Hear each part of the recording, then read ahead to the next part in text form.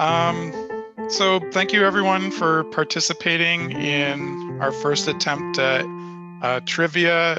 Well, we've done trivia online a couple times. It was our first attempt at doing it while also streaming it on YouTube. So a little bit of technical difficulties there. I apologize to everyone that was trying to participate. There's a delay between the trivia, and so we didn't realize until we got started partway through that you didn't have much time to see the question before the answer was displayed. So we'll try and edit that and come up with a solution for that in the next round.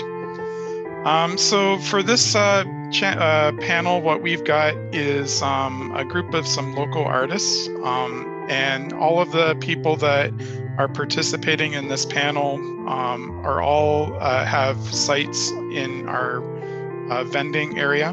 And so you can find out more information on them through their contact, as well as access their stores for shopping. And again, like we just kind of want to, again, the focus of this whole event is on artists and vendors. So we thought what better way to kind of give an insight into what that's like in Alberta than to ask the people firsthand. So we're going to kind of make this informal. We have a few questions prepared, but for those watching, if you have a question that you'd like to ask one of the panelists, please enter it into the YouTube chat, and we will make sure that it is addressed in there. I guess to begin with, what I'll do is I'll just kind of go around according to how I see them. Just give yourself a brief introduction, who you are, what your interests are, that kind of thing. And we'll start with Chiru. Hey everyone, my name is Ashiru. I draw, I make books, mostly about romance and specifically to teach people what healthy intimacy looks like in communication. So it's like this weird mix of, it's not erotica, it's not porn, it's not hentai, but there is sex in it, but it's sort of educational, but also not preachy. Okay, great. Next up, we've got Lauren. Hey, I'm Lauren Kermy. I do a lot of anime and video game art in like a really vibrant style. And I also do a lot of local animal and nature art in sort of a softer style. And I do commissions, everything from like pet portraits to MMO characters. And you can find me on any social media at Lauren Kermy. And as we mentioned earlier, Lauren was a successful entrant for a mascot contest. So we'll have a chance to chat about that in a little bit, I'm sure. Next up, we have Chelsea. Hey, I'm Chelsea. I go by Sharks and Donuts, so you can find me on most social media platforms, Twitter, Tumblr, all that good stuff at Sharks and Donuts. As my name suggests, I love drawing cute things. I love bright colors and sea creatures especially. So you'll find cute little sea creatures, but I also like fan stuff as well, like D&D. I love drawing stuff like that too. Okay, great. And last but certainly not least, we have Rudy. Hi, I'm Rudy. I'm Robot Sweater pretty much everywhere, just like Chelsea. Twitter, Tumblr, Instagram. I'm a graphic designer turned animation student turned illustrator turned print shop employee. So like I've dipped my toes in pretty much everything. I really like D&D as well. I do a lot of character art. I make a lot of booklets and like stationery type stuff. I just make a lot of stuff. Great. So we had a chance to chat before on what we wanted to discuss, and like some of the stuff like there's going to be some general attendees that are just interested in going to conventions and stuff.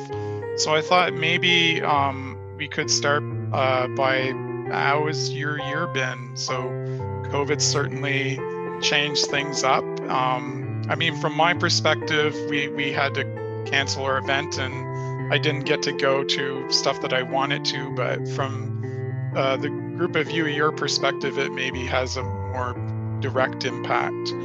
Does anyone want to kick it off and just kind of say, what the last year has been like? Rudy, you could go first.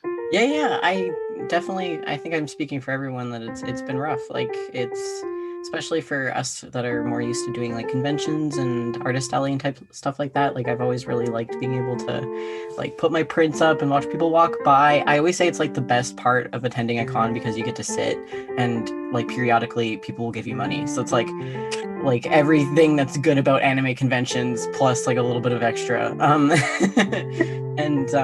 Like I used to rely a lot on being able to go to events and stuff and speak to people and kind of learn what's like really popular so I can make things for it. And the quarantine has definitely given me a lot of chance to like watch anime and play video games and stuff, but like I really I haven't had a chance to going to like do too much like in-person sales, which I just really miss.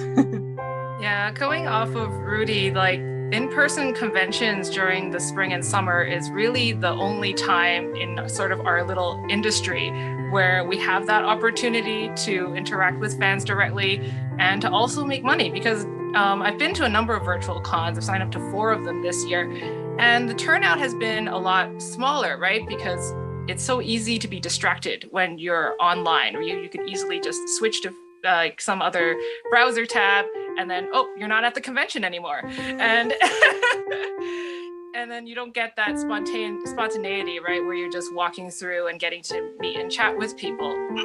It takes more. You have to log in, you have to wait, there may be a lag, you might not have the right internet for the speed, and it just isn't the same experience. So it has been, I think it has hit artists a little bit tough. It's like almost like instead of a year of sales, it's more like a year of, okay, we're now quarantined. I guess it's get back to work and just make more stuff, right? You got the opportunity now to, instead of using the summer to usually do the usual connection, you're like, okay, I guess it's back to the grind. It's like a whole year of grinding and you get a little burnt out. There's sort of like a shift in mindset kind of that you need to have when you get in like quarantine and you aren't making money and you have to instead just work without money for a long time. You're just deciding, okay, I'm going to put hours and hours and hours into making stuff that maybe will make money way later. Yeah. And I hope it does, but you don't know, and you don't get that feedback as quickly from the stuff you make like you normally do at conventions. So you're just hoping really hard that everything that you're making will get a good reception and pay off in the end. Yeah. I've been really lucky that a lot of my like nature work still applies at craft shows, which I have done a few in-person ones over the past year. And definitely, like what Ashiru was saying, there's a big difference between the in-person commitment versus the online brains everywhere kind of thing. And even just the connection, that you can make with people, talking to them face to face and having that one-on-one sort of communication that build like this little tiny rapport, little tiny bond with someone that might help them buy something or remember you for later. So there's definitely a big adjustment, I think, in all types of facets in for artists here between having to change how you manage working in an online convention and also what you're doing at home with your time. And as well, one thing I really miss being in quarantine is that small amount of time during the summer is when all of us artists, we get to see each other again and it's been so long, but now a year. I missed you so much. How's your con been? And I miss just interacting with the artists in the artist alley as well, beyond just the people who come by your table, which is also wonderful as well. But just remembering and seeing all of people I miss that very much. Yeah, even at the craft shows that I've been at, they put the drapes in between each table now, so you can't even talk to your neighbor anymore. So yeah. I think a couple of you at least kind of mentioned that, not being able to go out cons, all of a sudden you had time to do stuff because you didn't. So is there any like thing that you took a bit of a risk on. So like, I've never made this before, or I've never done that before. Yeah. So it's something like brand new. I launched a, yeah. You want to go first, Rudy? No, you go. Okay, so my first Kickstarter I launched in 2017, 4 years ago. And then life happened. Both my parents passed away, and it took a long time to deal with the state stuff. So I felt like I was prepared to relaunch again during the pandemic. I wasn't sure how it was going to go, but it went really well. So we raised over $10,000, and I've got like my next couple of books ready. And so that's been really exciting that at least Kickstarter is still working, I guess, as a platform if you want to do business online, because it is designed as an online platform for that kind of interaction. Rudy, did you have anything to chime in there? Yeah, I don't know if you guys also have the problem where, as a vendor, you kind of hoard supplies. Like, I know that like the minute that you're like, oh, next con, I'll have like a new display, and so I'll order this thing and then have like a cool like backdrop. And so like for me, I keep trying to buy different things that'll like make different types of merchandise. So one of the things I invested in was like a coil punch. So I make like a lot of stationery and notebooks and stuff. And so now I do coil notebooks, but that was because I made like the impulse purchase of investing in like the materials and the like mechanisms to do it. And it's been good. Like I really do enjoy doing it, but having a lot of time means that you have a lot of time to go back to your wish lists in the hopes that it'll eventually like, oh, once vendor halls come back, this will totally like make up for the purchase that I made. Yeah. Yeah. Yeah, and with that, I ordered a bunch of stickers. Chelsea or Lauren, did you have any thoughts on that? I mean, I don't know if particular there's any specific projects, but I know kind of going off of what Rudy said and kind of going off of the last question, it was very much adjusting to not having to order as much stuff. I'm used to being like, hey, so I've got these cons coming up, so I should have like 50 of these prints. But then it rolls around and a year later and there's still 50 prints there because cons push them a lot faster. So definitely a little bit of that stockpiling of stuff up, and hopefully inventory sits there. You're like, okay. Yeah. And you're like, oh, but before quarantine, like I was able to do just fine. What's happening? Yeah, pretty much the same thing. Just you end up with stuff sitting around and hope that something happens with it, soon. Like that was such a cool thing to learn. I mean, cool as in like, like one of those like learning experiences, but like the difference between doing like convention sales and then online sales during the quarantine is that like everything is very intermittent, and then whenever you are preparing for a hall event, you order like bulk, and so like a lot of things are actually a lot less expensive when you order in bulk. But when you're doing it online, like when you're first starting out as an artist, like just getting small run amounts of things, because it's very often that you'll get like maybe 2 or 3 orders in the first couple of months, and like just trying to like gauge whether or not something will be popular, because when you're going to a vendor hall, you order 100 of something, you're like, eventually this stock will get cleared. But like ordering 100 of something and then you're in your bedroom and you're like staring at the 100 of something and you're like, oh shit, like tweeting about it too much, your followers are like, oh god, just give it up. Like lots of learning. So a question I did have for all of you is, how long have you been vending or an artist that, like, professional or semi-professional, however you classify yourself, and what was the kind of path that you took to getting there? That's like 2 questions. Yeah.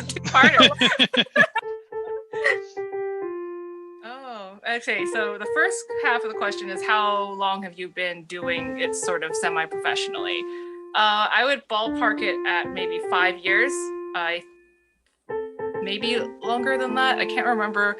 I remember my first convention as an attendee at the University of Calgary was like way back in like 2006. But even, I think I've been doing it semi-professionally for about 5 years now. Let's start with just the first question, and then we'll go on to part 2. Chelsea? I think I'm the same. It's so hard to say exactly when it took that shift over. And then also quarantine also mixes up the timeline as well. Yes, it does. I'd say around 5 years, give or take. And then, of course, I remember going to cons forever. So, yeah, definitely around 5 years, give or take. Rudy? It's so perfect. Like, I feel like we're all in the same sort of boat. Like, in terms of like age range, like, I mean, like, I've been a student for like my whole life pretty much. And for one of the things that I find that a lot of like, I think similar stories with artist alley people is that they start doing it when they're like in like the mid of their university, if they're taking classes and stuff, because like it's like the perfect time to experiment and to like take your mind off of the midterms that you have coming up. And so like just being able to like escape to a convention and like running that kind of side hustle during like while you're trying to pay off your student loans, it's like like a good little thing to get started in. But like making that transition after you graduate is definitely really tough. And I think probably a lot of us can attest to like, you're like, I'll get a part-time or a full-time job and like hopefully this will take off and then I'll be able to sustain myself. And I think like quarantine definitely made those plans a little bit long-term, but yeah, I'd say about 4 or 5 years as well. Lauren?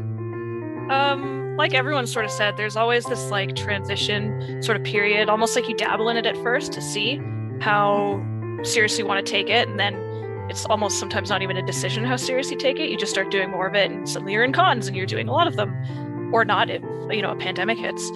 But I've been doing it like since the beginning of dabbling, probably about 7 years, but then a little more seriously with more cons and everything, probably 6 or so. Okay. So while we've got you, why don't you take a stab at the second part? So what was kind of your process or your path by which you got there? Because I think all of you seem to be somewhat similar in terms of how long you've been doing it, but you produce different types of stuff. You have different business models. You have different kind of like artistic mediums. I'm just kind of curious if you could chat about that. Yeah. Okay. So for me, art I always was drawing, which is I think the case for most artists. They can say that.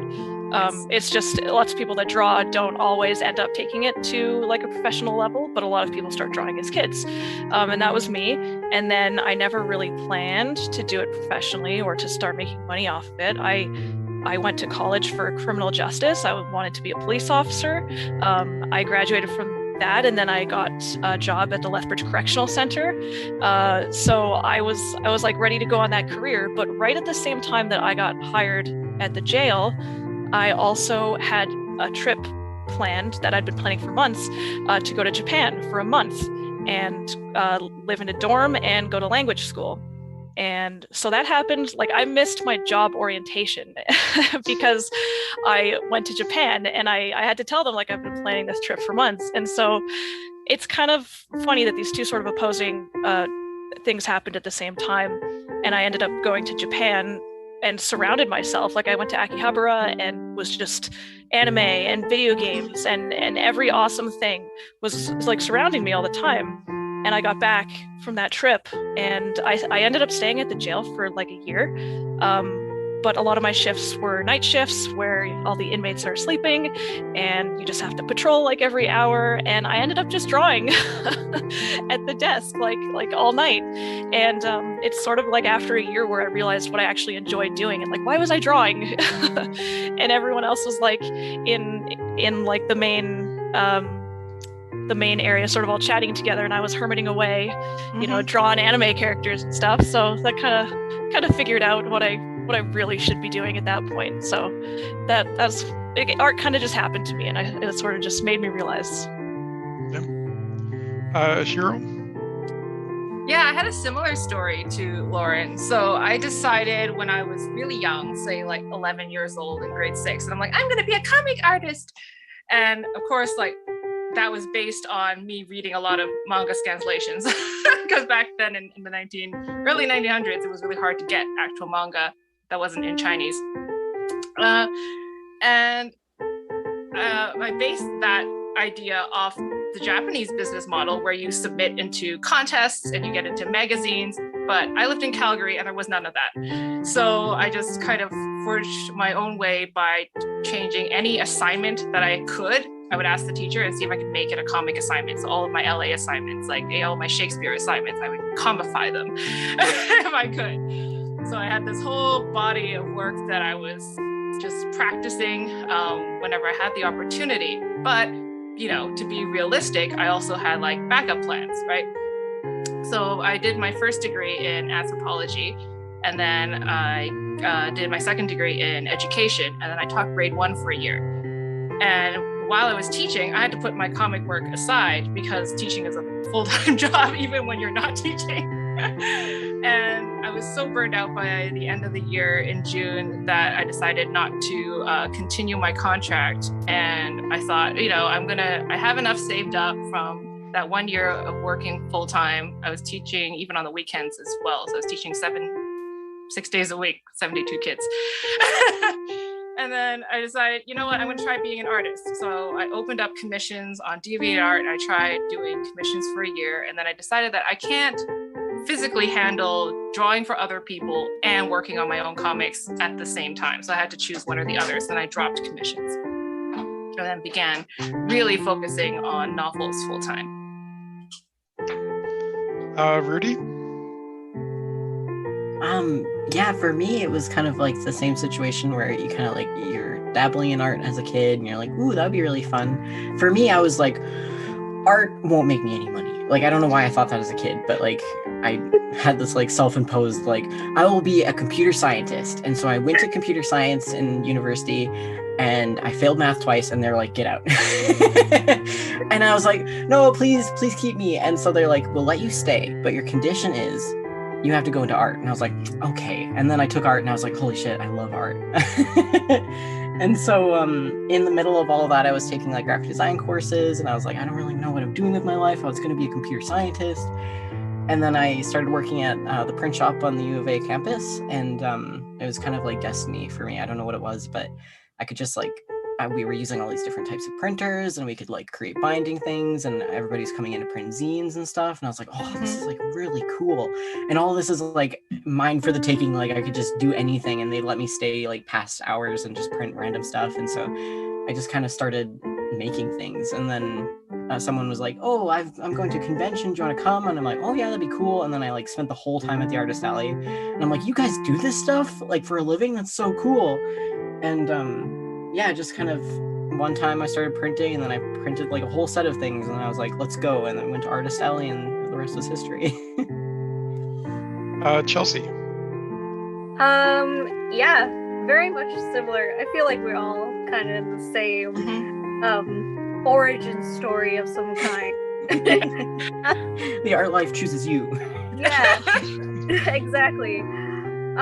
I think like everybody, you know, starting off loving to draw and all that kind of stuff. And then I remember going to conventions and stuff like that and seeing Artist Alley for the first time and just being so inspired, just looking at the cool artists as like a little itty bitty kid, just, I want to do that one day. Can I do that? And then as going to conventions, you become a repeat customer to certain people and you start making a bond with those people and you become friends with them. And then you realize that, oh, well, you know, there's so much more to this one thing, but I never thought I could really get into it. And then I went to school. I did fine arts for 2 years. And I realized I wasn't too into fine art, so I switched over to digital art. And I remember just doing different projects and stuff like that, like comic projects and stuff. And my iconic Sharks and Donuts comes from this one speed paint we did, and the theme was happiness, and my teacher told me, just, you have 30 minutes to draw something happy, and I was like, okay. So I love sharks and I love donuts, and I just drew it together. And then people started telling me that, oh my gosh, that's me, I relate. And then all of a sudden it just was like, oh, there's so much more to just putting up posters and selling posters. Sometimes you can make a real connection with somebody, and after that, so much dopamine, I just couldn't stop. Cool. So like you all have kind of a little bit of your kind of niche. I'm wondering, what is your niche and how much of what you do is like reflective of yourself? Chelsea, why don't you go ahead? Okay. So I said, like, sharks and donuts. When I make something, I very much am pandering to myself. Because I feel like if you make something and you want to sell it, people are going to want you to also be passionate about this thing. It just makes the connection easier. So whenever I make something, I always make something that I would want, or something that I've always wanted. So I remember growing up as a kid, I liked sharks, but all the kids' t-shirts and stuff like that were just, the very vicious version of a shark. And I always wondered as a kid, I was like, well, why can't I have a pink t-shirt that has a shark on it that's cute and is just swimming in a sea of donuts? Like, why can't I do that? And then I grew up and I was like, I can make that. So absolutely, I do lots of cute, bright colored things because it just makes me happy. But if it makes somebody else happy too, that's just a extra bonus, I think. Ashiro? Well, I think this is really personal because when as a writer, you have to tap into your own experiences and your own emotions in order to channel like somebody else's, even if it's a fictional world, fictional characters. So I think growing up, I saw so much really bad fan fiction. Like not even just fan fiction, but just a lot of the times I noticed like a lot of queer baiting in media, specifically how in a lot of shows, even if they're not specific to like yaoi or yuri, even in just mainstream anime growing up, that a lot of the time the queer character was either sidelined as a side character, background character, or like a punchline funny character, and was never the main character. And I wanted to subvert that expectation. Rudy? Sorry if I cut you off there.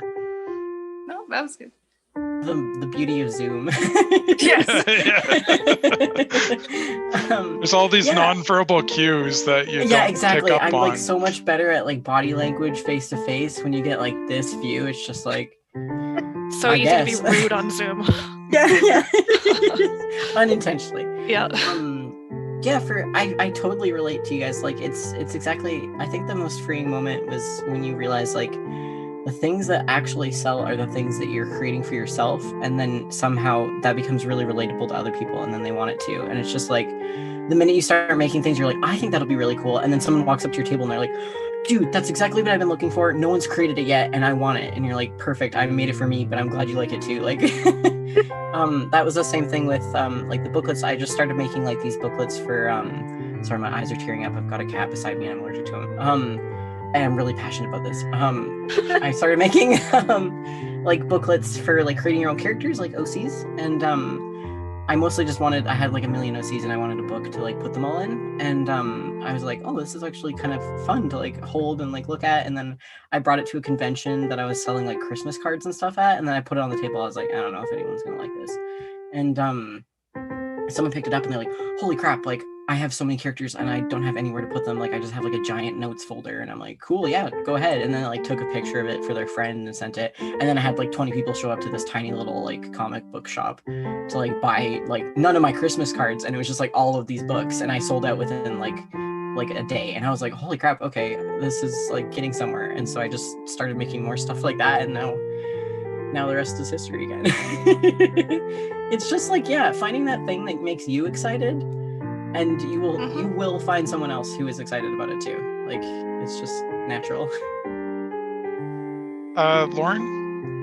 Yeah, same thing that everyone has said, which is just making something for yourself, and other people pick up on that, whether it's through how you talk to them about it across the table, or just your art is better when you like what you're drawing. If you don't like it, or if you're not as familiar with it, it's just not going to be as good, and like that's noticeable too.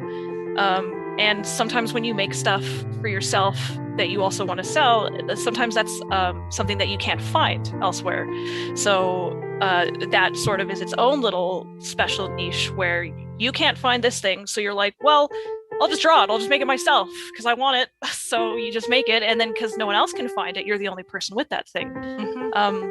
So yeah, like all my stuff is from like animes that I've watched, video games that I've played, so that I can always draw it like in the most accurate, emotional, meaningful way, and then I can have like the proper kind of discussion with someone about it when they're talking to me about it at cons. I also draw a lot of muscular dudes because I like muscular dudes. So that's a niche. And I play Final Fantasy XIV, which is an MMO online, and so I do a lot of commissions of MMO characters for people. And I think that's a really cool way to provide a version of their character that doesn't always exist in the game. So like I've done commissions of like couples with a baby, you know, of their characters with their baby that they like don't have in real life, but it's like part of their like role-playing story. I've done like a battle damaged version of like a super muscular dude, so he's like got all of his abs out, but he's also got battle damaged armor, which is like badass. And I like making people's like fantasies kind of come to life through commissions. So when you were putting in your entry for the mascot contest, how did you come up with your kind of vision? Because one of the things that you really nailed in it was this idea that we wanted a character that, you know, could bridge different cultures and genres. Yeah, that was definitely the primary idea behind designing Lee. And Lethbridge is, I think, more diverse than a lot of people realize, especially people living here almost don't even realize it too. So I pulled a lot of inspiration from different cultures around Lethbridge, and like historical important cultures, like you can go to the Galt Museum and see how important historically Japanese people are in Lethbridge's history. And so there's like the sandals that he wears are like samurai sandals. And so I pulled these different elements from a lot of diversity in Lethbridge, but also kind of just did some stuff that I aesthetically like anyways, because I feel like having a little bit of meaning helps get you started, but then having it just be based entirely on what you like the look of helps make the design not look too forced or like stifled by having to all have meaning. If you just have some meaning here and there, but also make it look nice just because, then there's a bit of freedom there too. So yeah, a bit of meaning, bit of just kind of stuff that I liked. His name is based on the coolies here, so like Coolie, funny joke, because his name is Lee, and his last name is Hawthorne, which is a type of plant that you can find down in the coolies. And full circle from Muscle Dudes, I made him a male character because I feel like a lot of mascots for conventions are female. So I thought to help make this one a little more unique, just by something super easy, I made him a dude. And that was one thing that when the judges were talking, we sort of talked about this idea that almost every mascot you see isn't like stereotypical isn't the way to put it, but kind of female character. Yeah. And I know myself, like I'm not from Lethbridge originally. I'm actually from New Brunswick, and we moved lived Me here. too. Yeah, small world. But yeah, it was interesting how diverse it really is. So just a reminder to people watching, if you do have any questions, feel free to put them in the chat and we'll also bring them up. So we have a few more minutes left, a bit of time.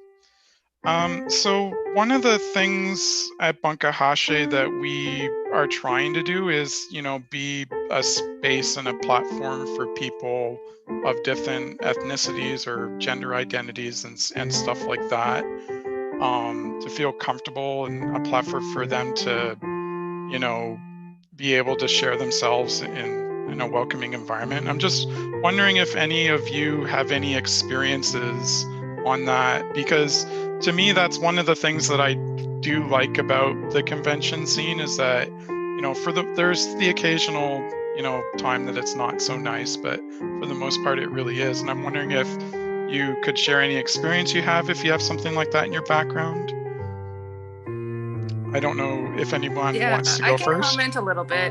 Sure. I want to say that in all the decades that I've been to conventions, both as a vendor and as an attendee, it's really this magical space where people can experiment with their look, experiment with their identity, and sort of be a stranger at the same time. Like, you don't have to attend with friends. Like, you can attend by yourself, right? And a lot of people start cross-playing, and that's their first time, that they put on clothing that is the opposite assigned gender, and they begin experimenting with themselves in this place where, for the most part, people don't judge. They just look and be like, oh, awesome costume, and then move on, right? Or I recognize that character. I know who you're trying to pull off like a gender bend on, and that's great. And then it's a really cool place where it is possible to experiment with your identity at conventions. Did anyone else want to chime in? Yeah, from the opposite side of the table, in terms of being a vendor too, I remember I have a crystal clear memory of being at Odafest one year in Calgary, and there was these two guys walk by the booth, and he's like, one of the guys just turned to the other one, he's like, oh, it's just all gay stuff now. And I think that was really formative for me. I was like, oh, hell yeah, I'm gay stuff. It was just the whole thing about I feel like we've gotten now a little bit more comfortable in terms of what we sell is for people like us. And so being able to see that there's more and more stalls being able to sell pronoun pins and things with pride flags and stuff like that, sure, it might seem that there's it's all like that now, but I think and when you're looking for it, you'll find it. And the fact that there's more of it is a good sign, because that means people are feeling more comfortable to express themselves, and that means that there's more people that are willing to buy it. And so I think there's nothing that feels better than being able to put something like that on your table as a vendor who identifies within the queer community, but also that moment of recognition as someone walks by and they stop and they're like, that's my pride flag, or that's my gender pronoun, or just I'm a D&D person and I love this D20 that you made that has the trans flag on it. And being able to find that beautiful between point of being in a fandom space where you're there to enjoy anime or manga, but also being able to intersect it with your identity and stuff like that.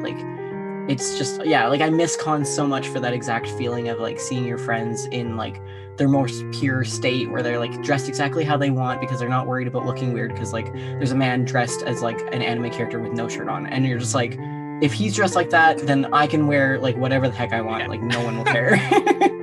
And proudly wearing pins that they just bought from Artist Alley and stuff like that. It's just, yeah, it's a good space. Lauren or Chelsea, did you want to add anything? I'll say that I guess I'm just really glad that Bunka Hashi is in Lethbridge, and when it's back to being a physical con, I'm really excited for Lethbridge to have that space as well, because I know Edmonton has a couple cons and Calgary, but Lethbridge doesn't have that. We have, I've mentioned, craft shows, but right now Bunka Hashi is the only anime one, and that's sort of the environment that does provide that all-inclusive attitude and atmosphere. And I think especially in Lethbridge, that's really important. So I'm really looking forward to that coming back. Yeah, Lethbridge has like a Japanese garden, so it just works. Exactly. Well, and I mean, that's part of the reason why we joined up with the Nikkei Cultural Societies, because we recognize that a lot of the people that come to our events, or we're hoping, are coming for like the Asian kind of culture, whether that's J-pop, anime, or even traditional. But then we also want to, my thought is, if we get them exposed to D&D or sci-fi and they end up liking it, then all of a sudden, everyone's life is a little bit more richer. Maybe another kind of toughish question, I don't know. But what is some things that, the convention scene still needs to work on? So we talked about how it can be a really great and inviting place, but we all know that's not always the case. I'm wondering, what are the things that we need to work on?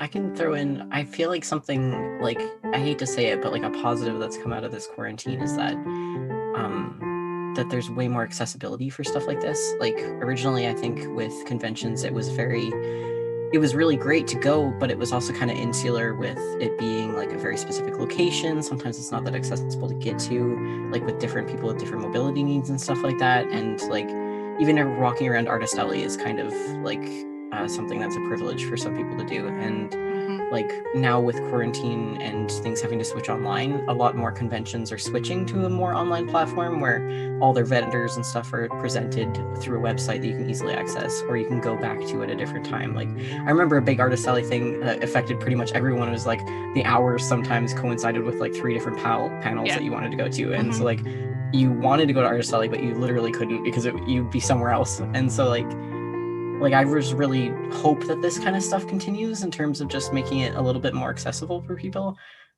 Yeah, and it's nice to be able to like go back to a vendor hall after once you've like gone home and you're sitting on your bed. Like, yeah, I'm going off of what Rudy said. Like, I agree. Like, I like that the pandemic has forced a lot of conventions to go virtual and to learn the tech that it takes to do that kind of convention online, so that when it's safe to do in-person events again, you can also have an online portion to the convention for, again, people with mobility needs. Like, it's really hard to go through, again, some artist alleys with like a wheelchair, for example, because there could be very narrow, could be very crowded.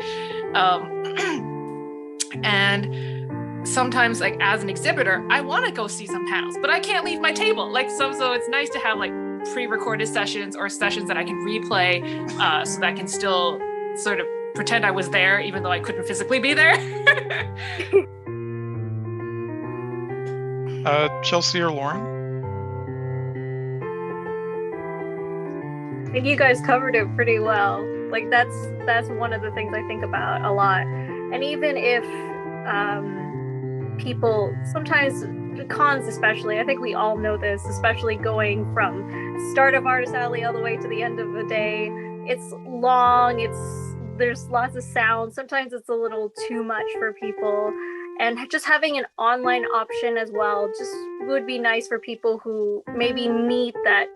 Maybe it's too overstimulating, maybe they just need something to go at their own pace, which I think the virtual version is a perfect way to do that. Yeah, I was just going to say something similar, almost exactly what Chelsea just said, being that if for online, you kind of avoid a lot of, it's like social anxiety that kind of can come with walking around an Artist Alley and approaching a table and the vendors sitting there like staring up at you and you're like, you're watching me look at your stuff and I hate it. So it's kind of like more of a calm experience, to have that sort of online. You can just look and no one's watching you look. So I guess the idea that online maybe could go hand in hand with in-person cons and you could have both would be a really cool thing to come from this.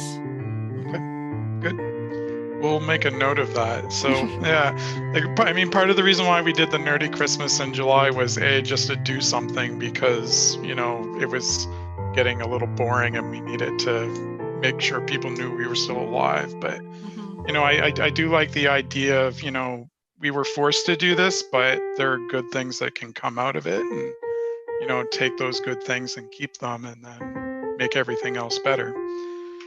So we just have maybe 10 more minutes. I'm not seeing any questions in the chat, which is fine, but maybe we'll do some kind of like short little lightning round type questions. So first question, what was the first con you ever went to? Odafest. Animathon. As Chelsea? an attendee or as a Either. vendor? It's so hard because I think the first con I went to was a high school convention, which I think definitely still counts. I don't know. I can't remember which high school it was or what the name of the con was, but I remember being in high school going to a convention at a high school. But other than that, Animathon was like the first real con, I suppose. My first one that I went to was Nishikaze, which was the one that used to be here in Lethbridge. And it was so small at the time that it was in the university's student union building, which was just like a hall. And there was just like a couple rows of artists. There were maybe 12, but it was awesome. I was there for the first year of Odafest, and there were no vendors yet. Like, it was just literally 3 science theaters that were playing shows. It's kind of amazing how quickly, I don't know what it was, but like, it's like, I don't know if you guys feel it too, where like right when I started getting into AnimeCon, it was like tiny. But within the past couple of years, it's just gotten bigger and bigger and bigger. And then there's more and more and more of them. And I'm like, yes, please. Like, it makes me very happy to know. But like, yeah, it was so strange going to like a high school basement and you're like, where am I? And then there's like maybe 4 vendors and like, you're like, hey again. And they're like, welcome back. Like, I want to add that I'm so happy with just the way the progress, like there's still much more progress to be done, but the progress that has been made, if you look back 2 decades ago, I remember as a 12-year-old kid going to the library, you wouldn't be able to find manga. If you tried to go to chapters, the section was like this big, and you really had to look for it. But now, like, it's huge. Like, there's giant sections of manga now. It's just really grown. Yeah, like, oh, sorry. No, go ahead. Go ahead. Like, speaking to the whole thing about trying to make it more intersectional and like more of a safe space for different people and different cultures, like I think that's honestly why it's blown up so much, because like at one point or another it became kind of like a merged space of like fandom stuff, but also like identity and like people just finding things and finding other people who are the same, like just identifying with other people, honestly. And like I think the reason why it's blown up so much is that it's just so many different things can happen at a con now, and so like more and more people are like, yeah, I can get into that. Like maybe I don't watch watch anime or read any manga, but like there's probably going to be some D&D stuff there, and so like those people will go, and yeah, it's just cool. What's the furthest you've traveled for a con, either to attend or to vend? Toronto, Anime North. I say the same for vending, Toronto. I have gone to the States for a con once. I went to KatsuCon once. That was a wild experience. States cons versus Canada cons. So different. I went when I was in Japan, I went to Comiket, which was mostly just confusing because I couldn't read any of it, or I didn't know where I was going. So I don't know if that counts. But aside from that, just like Edmonton Expo or Animathon. So not that far aside from Japan, which is super far. Mm-hmm. I think that Japan counts. Okay, thanks. So it's Calgary. Like I really haven't gone that far.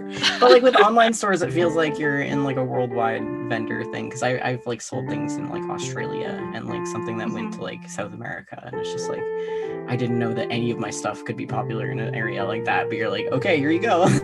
Yeah, based on my Kickstarter numbers, like I find 60% of my audience is in the States, and then the other 30% is in France, and then there's the odd liars, like there's the 3 in Australia, the 1 in Indonesia, like and then 3 in Canada.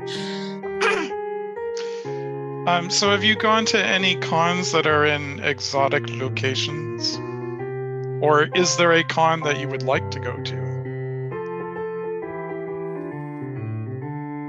I've definitely not been any more exotic than like a university, but that's my very Albertan like answer. Like, like once it was in a convention center, which is unheard of for an anime convention. So like, but I've always really wanted. It's not very exotic, but I've always really wanted to go to FlameCon in New York. Yes, me too. Because it's like the queer centric kind of like comic expo. So I think that'd be really fun. They're doing a virtual event this year. Yeah. So part of the reason why I ask is because our next Q&A panel, which I believe is at 4:00 or 4:30, I'd have to check my schedule. We're talking with some international, so we're kind of interested to see what their con experience is, because they tend to be a bit larger than what we normally find here, and then of course there's a lot of cultural differences. So we just have a couple minutes left. I'll give everyone a chance to kind of go around if there's anything else you wanted to add to the discussion. There's also comic conventions for just independent comic creators called Comic Arts Festivals. There is one in Calgary called Panel One that I think they just started 3 years ago, I believe. But the largest ones in Canada are VanCaf and TCAF, right, in Vancouver, Toronto, and I think there's also one in Montreal. And I would also like really love. I've heard that there's some really big cons in Montreal, but I don't speak French. So anyway, and I would love to go abroad to like a convention in say Hong Kong or in Japan, and just to experience that, or to go somewhere in the States, Seattle or New York. It's when the time is right, you'll have the money and resources to do it. But now I think is a good time to reflect on where you want sort of your path to go, and then prepare for it. Yeah, I feel like if there's anyone who's watching or watching back who is interested in like hearing all this, us talk about all this and being like, oh, I wouldn't mind trying it, like hell yeah, go for it. And like if there's anything that I've learned from being in an artist alley and stuff, like being in these spaces, that like all of us are like kind of introverted artists and like kind of scared to talk to other people, but once we get us started about talking about conventions, we can talk about it all day. And so like if you're kind of wondering where to start, or like kind of just nervous about the application process and stuff, like I don't know about you guys, but like I've always been able to just like turn to the vendor next to me and be like, where did you guys get your plastic bags? And they're like, oh, we're from right here. Like Yeah. like sometimes it can feel like it's kind of insular, but like yeah, just exactly, like where did you order those from? And like sometimes like people are kind of like awkward about it, but for the most part everyone's really chill. So like yeah, see something you think is cool, reach out, we'll probably want to answer. Yeah. Chelsea, go ahead. Yeah, I also wanted to throw out there that I really recommend Big Magic by Liz Gilbert, creator of Eat, Pray, Love. She does a really good job of just talking about the relationship with creativity. So if you want to pursue a relationship with creativity, whether that's with art or writing or whatever you're crafting, it's a good way to have figure out what are some toxic sort of voices that you might have in your head that might not be serving you. That's good. Lauren or Chelsea, any last thoughts? I mean, like you guys have been saying, if a part of you thinks you want to give it a try, like, I'll be honest, it's a rough road sometimes, but It's scary. Oh yeah, I remember when I first started, I was so unsure of myself, and I was like, oh, maybe I wasn't meant to be an artist after all. But then, you know, the things that make it worthwhile are the people that you network with and the connections that you make. And as long as you enjoy the things that you're making, you'll make it someday. Yeah, just keep at it. And I can't wait to see everybody at a convention again, at a real convention. Mm-hmm. Can't like actually wave to people. and also cheer them on. Like I love like talking to all the artists in Artist Alley and be like, yeah, just I love what, keep doing you, right? That's it. Just do you do you best. Okay. And last word to Lauren, if you've got anything. Yeah, I guess following everyone else, that's all kind of the same thing. Just if you're wanting to do cons or anything, just make stuff a lot and then apply. It's intimidating, but it's simple. It's not easy because art is hard, but it's simple. Make stuff a lot and then Google cons and then click on the apply page and then fill out the stuff they want and then hit submit. It's actually pretty simple. Not easy. Also, remember to apply months ahead of time. Like if the convention's in July, you want to look for it in January, February. Keep those dates on your calendar. Yeah. Great. Well, I want to thank everyone for the discussion. I hope you enjoyed yourself. I think a lot of really great information. So again, thank you very much. The next thing that we have on our schedule is we're going to have a short tutorial video on how to make a scrunchie submitted by Cygnus Post. And then we'll be starting round 2 of our Kahoot trivia, this time hopefully without any technical difficulties. Okay, thank you very much. We'll go to the video. Thank you. Thank you. Thanks. Have a good day. Yeah.